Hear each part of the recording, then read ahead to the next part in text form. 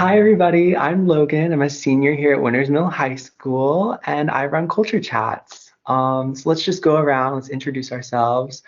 We are celebrating National Cerebral Palsy Awareness Month today. So yeah, Darbah, you want to start? Hi, I'm Darbah. I'm a junior here, and I'm starting to take over Culture Chats. I'm Cortney Truitt, and I'm a three-time Paralympic athlete in the sport of swimming, and I have cerebral palsy. I'm Hannah Sloan. I'm a para-athlete, and I have cerebral palsy. Awesome. And this is my sister, Hannah. If anyone recognizes my last name, then Cortney is actually a family friend, so I'm really excited that we get to have you guys. My sister and I were talking about this last night, and it was really fun. So I'm really excited for today. All right, let's get us started. Darbah. So, what was one of your go-to songs for warming up at swim meets? Go ahead, Hannah. So I'd have to say Entering Sandman. Yeah. Yeah. That's a good one. For me, I think I was more like pop punk, and I feel like kind of old saying this because I haven't swam since 2018. I was doing more like Blink 182, old Fall Out Boy stuff. Oh, that's a good one. Those are good. You're not old Yeah. for that. Yeah. A little indie. So what's your favorite part about playing your sport or like swimming?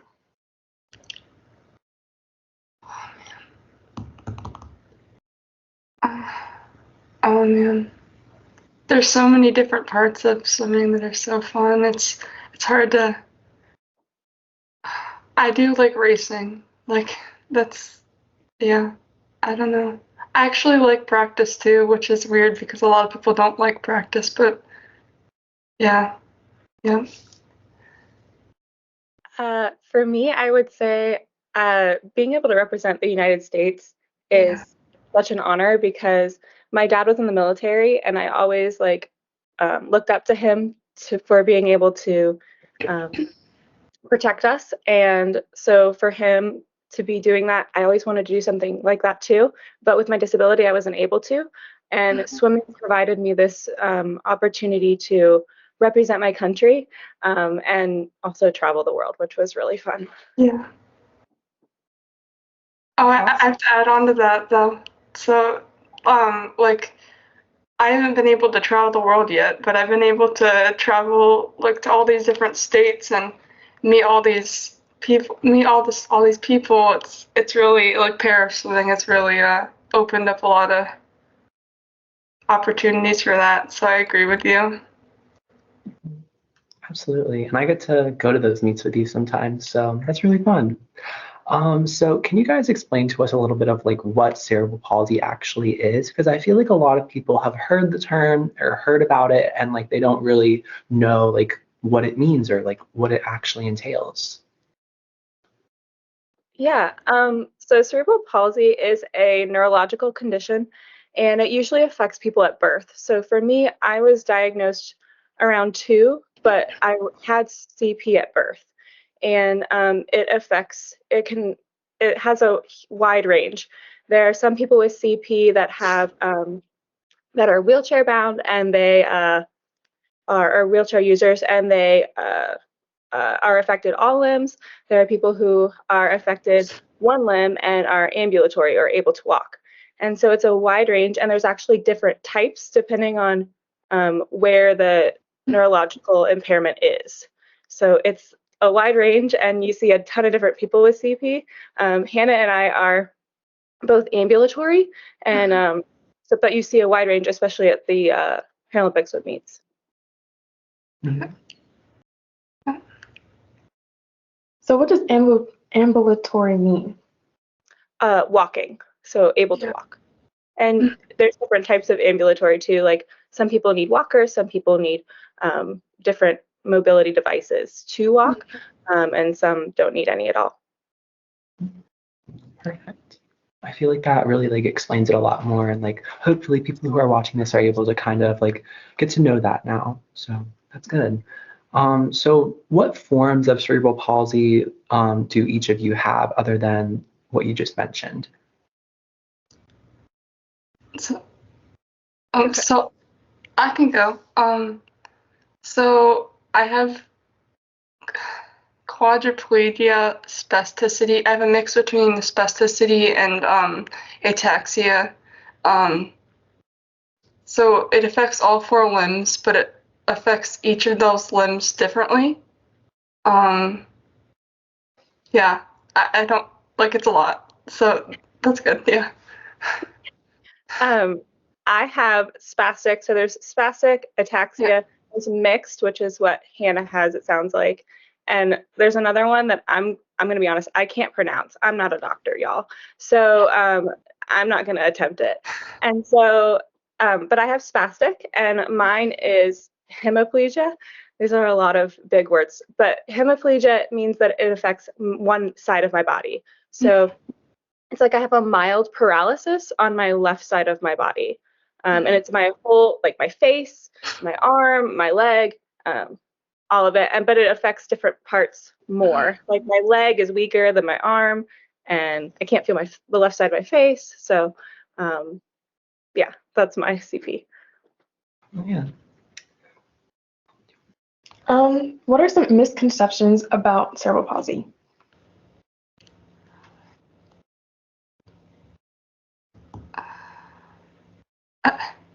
Do you want to go first? I feel like we're having the issue of like who goes first, so I'm sorry for the awkward pauses. No, But we fine. can You guys are good. if that helps. So I can go first on this one, and then Hannah, you can go first on the next one. So for me, misconceptions, I've had a lot of misconceptions. I feel like people, when they hear CP, they automatically think that I'm a wheelchair user. And a lot of times they think that I'm cognitively impaired. So I am not cognitively impaired, and CP it is a neurological condition, so it can affect the brain, but it doesn't necessarily mean that I'm cognitively impaired. A lot of times, too, people with CP will have speech delays because it does affect every muscle, and like the tongue is a muscle. So a lot of people have slurred speech, but that doesn't necessarily mean that they're cognitively impaired. Yeah. For me, I have my master's degree in education. I was a elementary school teacher for 5 years in Howard County, which is in Maryland. And so I loved being a teacher, and I don't feel like it impacted me in any way. And I feel like a lot of people have the misconception that people with CP don't have jobs, don't have degrees, and they kind of see them in a box. And honestly, like there's not a lot out there in the media of people with CP. I can think of only a handful of movies and TV and like exposure. There isn't anything. So it's not really anyone's fault necessarily for having those misconceptions, but it's up to us to try to change those misconceptions. Yeah, I was gonna talk about the speech impairments because I know when I was little I had to go to speech therapy, and oftentimes people think that that's signifying that you have an intellectual disability, and that's just not the case most of the time. And I know a lot in psychology textbooks. I'm getting my bachelor's right now, and it's like they group cerebral palsy not in the motor disorders, but in like intellectual and cognitive disorders, which I think is strange, but change can happen, and yeah. Excuse me. Awesome. I feel like there are definitely like a lot of things you guys just kind of summed up for some people who may be watching this. So awesome. So how has having cerebral palsy kind of like shaped your view on life and like the world and like how you view it? So for me, I've talked about this with you, Logan, a lot. I think that I wouldn't want to not have cerebral palsy, because it's formed who I am. It's not all of who I am, but it's a big part of who I am. So not having it would just change me, and like it's a part of me that I've had to like push through and struggle through to get to the things that I want. And without that, I just feel like I wouldn't be as a strong a person as I am. Yeah. That was really well said. I agree. I think that CP has made me stronger for sure, because you have to overcome those obstacles like Hannah mentioned. I had to learn how to use my hand. I had to learn how to walk. I had to go to physical therapy to be able to do these things that other people, I think, just take for granted. You know, you get up out of bed and you walk, and that's easy, but it isn't easy for someone with CP. And there are good days and bad days too. I also have chronic pain, which I think is kind of hard to deal with, but it's made me a better person. I wouldn't change having CP. I feel like it's made me a better person, and it's also like helped me find better people to be friends, because a lot of people who, like, I was bullied severely in middle school and high school, and I feel like I found really good friends through there, because the people who, I mean, it was kind of like a easy way to find the sweet people. So like, even though I had to go through struggles, I feel like I made really good friendships. I'm a stronger person, and I feel like I'm also a more kinder and patient person, because I'm able to see and appreciate differences in other people. Yeah, absolutely. And I know, like, I can kind of speak from the perspective of like being Hannah's brother. Like growing up, I had never really noticed like Hannah seems to like take more time with things, or like she seems to be struggling more, and I'm like, come on, just like do it. And like I wasn't very educated on like what CP is and like what CP does and all of that. So like it wasn't until like a few years ago that I started to like understand it and like learn how to empathize and like understand that like, hey, like my sister is not like just gonna go out there and like do all that so easily. Like she has to work so much harder than, you know, able-bodied people. Like it's so much more different, and it's just so much more difficult. So Yeah, I was talking to one of my doctors, and he was describing that a person with CP spends 8 to 10 times the energy as a normal person. So if you go on a walk with Hannah or I, it'd be like we would be doing an 8 to 10 mile walk while you did that 1 mile walk. So like the energy that we expend is a lot more, which means we can also eat more. So that's not terrible, but it is more exhausting. and that's true. Whenever me and Hannah go to Texas Roadhouse, y'all should see her. Y'all should see her. It is not 8 ounces of steak, it is like 12. She will devour it. And so will I. Yeah, exactly. I'm sure. So what is life like being a professional athlete with a disability? Dude, I can't remember if I went first or you went first, so I'll go. But I think life is different for an athlete with CP, because when I was swimming, I was it was 2008 to 2018, which was when I was doing like Paralympic World Championships. Well, technically 2006, but so when I was like competing, I was still in high school. I went to my first Paralympic Games as a senior, and I came home and no one knew what the Paralympics was. So my school celebrated me, but like I didn't really get that much recognition at all, which is fine. Like I didn't do it for that. I did it for like myself and my country, and but not a lot of people knew what Paralympics were, so I always was constantly explaining it. Now, thankfully, there's a lot more exposure. But when I was competing, I worked 3 jobs to be able to fund what I was doing. And so it's a lot different than like a typical athlete. But luckily that's changing, and para athletes are getting the same treatment and recognition and funding that the able-bodied athletes are. They just need a little bit more exposure on TV, Yeah. and a lot more, in my opinion. Yeah, there definitely is a lot more exposure. But I know with my college team, I had to explain to them that I wasn't an amputee. Like that was a big thing. Like, like coming into college, because all they knew that was my coach recruited a para athlete. They were like, "Oh, she's an amputee." No, I show up and I have all my limbs, and they're like, "What?" And I had to explain that to them and explain the Paralympics to them. But I think through having para athletes on college teams, we're able to get really good exposure. Because we're able to explain to all the teams, hey, this is out here too.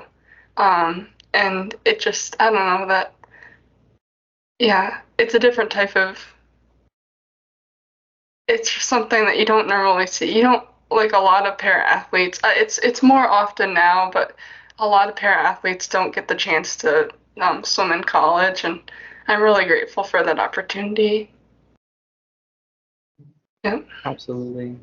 And I know, like, like going off you guys, I've definitely explained like Paralympics to a lot of people.